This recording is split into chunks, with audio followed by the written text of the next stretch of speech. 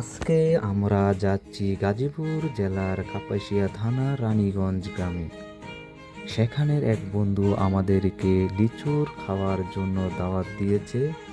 তাদের এলাকায় নাকি অনেক লিচুর বাগান রয়েছে, তাই আমরা তিন বন্ধু রানীগঞ্জের উদ্দেশ্যে রওনা হলাম।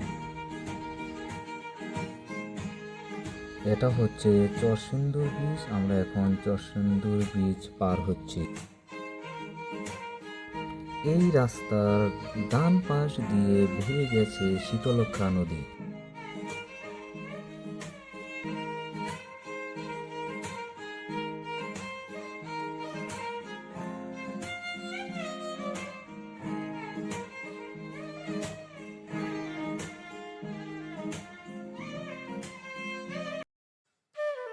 পাকা রাস্তার পর আমাদেরকে কাদাযুক্ত রাস্তা দিয়ে যেতে হচ্ছে, তারপর বাইক নিয়ে যেতে খুব সমস্যা হচ্ছে, তাই আমরা দুজন হেঁটে যাচ্ছি।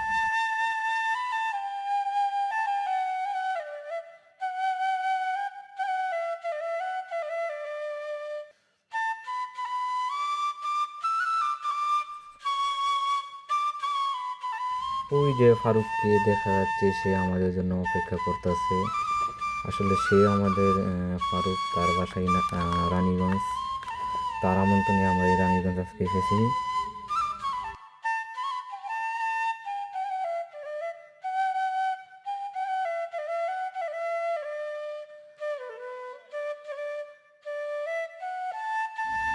মাসুম লিচু গাছে উঠতেছে লিচু করার জন্য। আমাদের মাঝে সেই একমাত্র লিচু গাছে উঠতে পারে, তাই তাকে বললাম গাছে উঠে লিচু করার জন্য।